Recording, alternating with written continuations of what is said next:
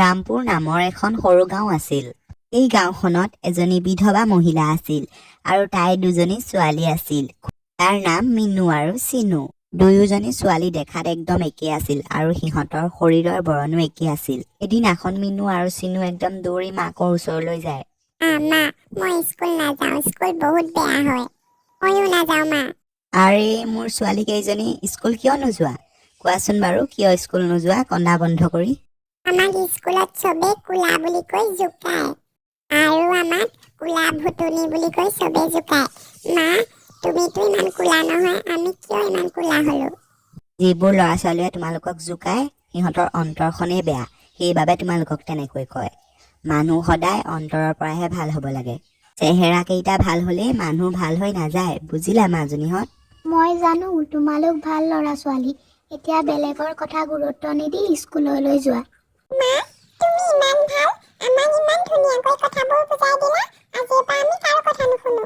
পিছদিনাখন দুইজনী বাই ভনী স্কুললৈ যাবলৈ ধৰিলে। স্কুলত সেই ল'ৰা ছোৱালীবোৰে সিহঁতক আকৌ জোকাবলৈ ধৰিলে। আৰে, চোৱা বন্ধু বান্ধৱীহঁত, এই কলা কাউৰী পোৱালি দুটা আকৌ ওলালেহি। এনেকুৱা লাগিছে যেন মুখত যেন গোবৰহে সানি আহিছে। এনেকুৱা লাগিছে যেন ইহঁতে গোবৰ পানীয়েহে গা ধুই আহিছে। ইছ ৰাম। এনেকুৱাতে স্কুলৰ ঘণ্টা বাজে আৰু চব দৌৰা দৌৰি গৈ ক্লাছৰুমলৈ যায়। কিন্তু ইহঁতৰ কথাত গুৰুত্ব নিদিবা। আমাক কথা শুনোৱাটো ইহঁতৰ কামেই। আৰু আমি স্কুলত পঢ়িবলৈহে আহোঁ, ইহঁতৰ লগত কাজিয়া কৰিবলৈ নহয়। দুইজনী হাতত ধৰি ক্লাছৰুমলৈ যায় আৰু সিহঁতক ক্লাছৰুমত কোনেও ওচৰত বহিবলৈ নিদিয়ে। তাৰ উপৰিও কলা কাউৰী বুলি জোকাই ক্লাছৰ পিছত বহিবলৈ দিয়ে। দুজনীয়ে মনে মনে বহি থাকিল আৰু তেতিয়াই ক্লাছলৈ শিক্ষয়িত্ৰী আহে। শুনা ল'ৰা ছোৱালীহঁত, তোমালোকক মই ঘৰত কৰিবলৈ দিয়া হোমৱৰ্কবিলাক মোক চাবলৈ দিয়া। স্কুলৰ চব ল'ৰা ছোৱালীৰ লগতে মিনু আৰু চিনুৱেও সিহঁতৰ হোমৱৰ্ক জমা দিলে। আৰে কি আচৰিত কথা, ক্লাছটোৰ চব ল'ৰা ছোৱালীয়ে ভুল কৰিলে আৰু ইহঁতিজনীয়ে ইমান শুদ্ধকৈ লিখিছে আৰু লিখাবোৰো ইমান পৰিপাটি। এইকেইজনী দেখাত ইমান ক'লা যেন মুখত গোবৰ সানি আহিছে। ইহঁতক যদি মই অলপ সলাকি দিওঁ, ইহঁতি মোৰ মূৰৰ ওপৰত উঠিব। কিন্তু আমাৰ হোমৱৰ্ক শুদ্ধ হৈছে ন?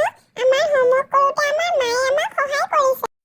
ইহঁতৰ কথা শুনা, এফালে সিহঁতৰ হোমৱৰ্কখিনি ভুল কৰিছে আৰু মোৰ লগত তৰ্ক কৰিবলৈ আহিছে। তহঁতিতো শাস্তি পাবই লাগিব। তাৰপিছত সেই বাইদেউজনীয়ে সিহঁতক স্কুলৰ ষ্ট'ৰৰুমটোলৈ লৈ যায় আৰু তাত সোমোৱাই তলা বন্ধ কৰি দিয়ে। স্কুলৰ ঘণ্টা বজাৰ পিছত চব ল'ৰা ছোৱালীয়ে নিজৰ নিজৰ ঘৰলৈ গুচি যায়। ইয়াত কোনোবা আছানে?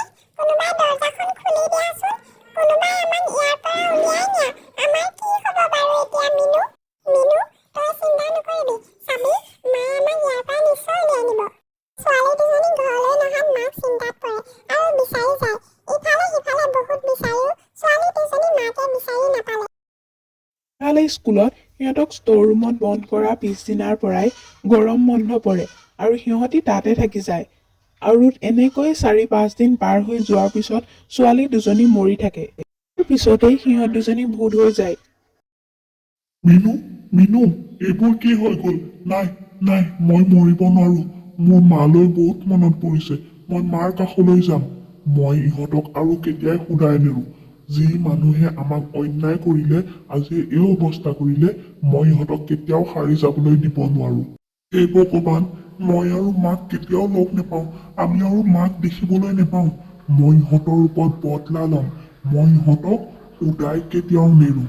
তাৰপিছত সিহঁত কেইজনী বাহিৰলৈ ওলাই আহিল আৰু স্কুলৰ ফালে খোজকাঢ়ি যাবলৈ ধৰিলে।